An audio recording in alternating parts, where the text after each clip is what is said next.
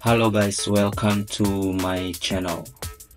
Jangan lupa like, comment, share, dan subscribe. Pada video kali ini, aku akan memberikan tutorial atau langkah-langkah untuk mengganti oli. Nah, alat-alat yang kita butuhkan di sini ada panci yang aku pakai untuk tempat oli, kemudian tang untuk membuka penutup oli, kemudian ada kunci L dan kunci T untuk membuka baut penutup oli yang ada di bagian bawah. Dan pastinya oli motul seputar power LE dan oli motul gardannya. Dan ini aku lagi persiapkan untuk kuncinya ya. Jadi pertama-tama kita buka dulu baut oli bagian bawahnya ya, atau baut pembuangan olinya yang ada di bagian bawah. Memang agak susah ya, kita harus berhati-hati dalam membuka baut oli yang di bagian bawah. Jangan sampai bautnya itu menjadi dol alias nggak bisa kita buka menggunakan kunci.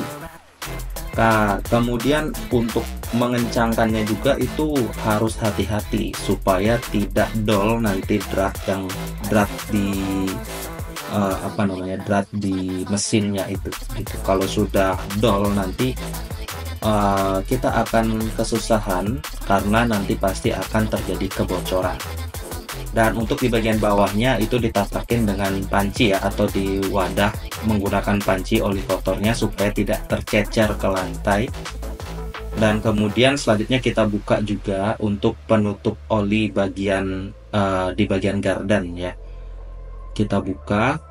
Kalau untuk oli gardan ini untuk pembuka pembuangannya itu menggunakan kunci T ya guys. Jangan salah ya, agar bautnya itu aman, jadi tidak mudah dol atau lecet saat dibuka. Itu harus menggunakan kunci T begitu ya, karena pengalaman nih menggunakan kunci yang lain kadang loss ya. Nah, langkah kedua kita bersihkan dulu nih penutup oli bagian atasnya, itu kita bersihkan. Kemudian penutup bagian bawahnya itu juga kita bersihkan, baru kita pasang ke tempatnya semula gitu. Kemudian kita kencangkan, ingat menggunakan kunci T supaya lebih mudah gitu.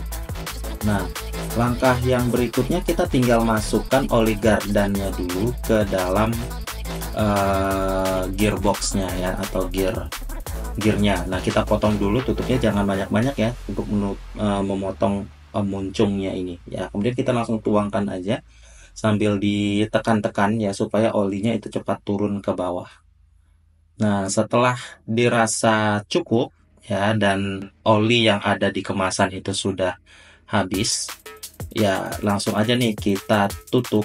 Tapi pastikan lagi tutupnya itu sudah bersih. Dan di sini aku sebul-sebul atau tiup-tiup ya, supaya bersih, atau memastikan tutupnya itu sudah bersih. Nah, setelah selesai mengganti oli gardan atau oli gearnya ini ya, jangan lupa dikencangkan ya, pastikan kencang. Kenapa harus kencang?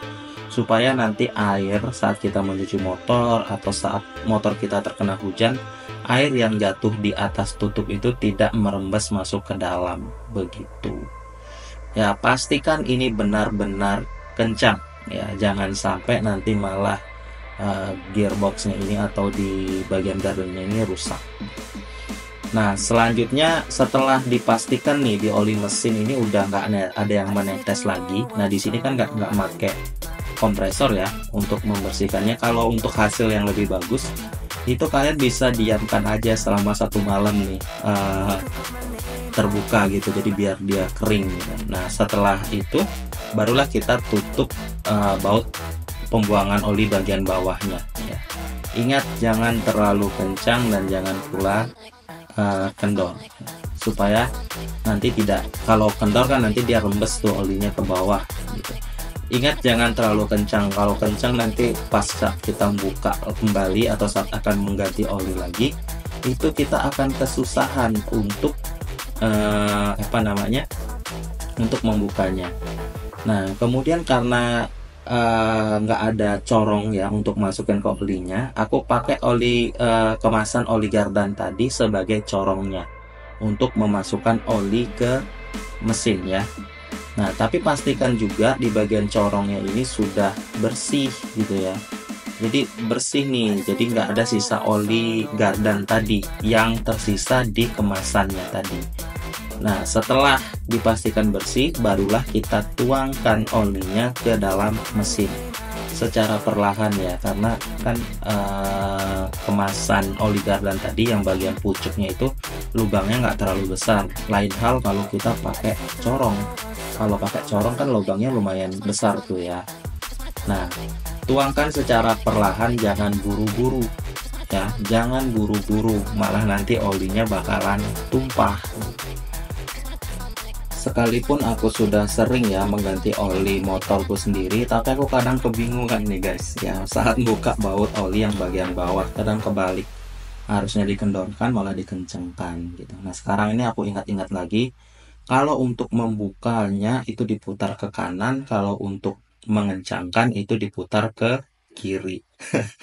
Ya, ingat ya, supaya nggak lupa. Dan ini aku sudah tuangkan olinya ya, sudah hampir selesai atau sudah selesai malahan ya.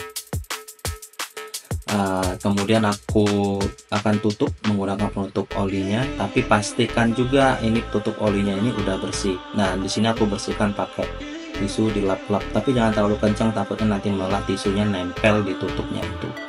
Nah, gimana? Mudah bukan ya untuk ganti oli motor sendiri?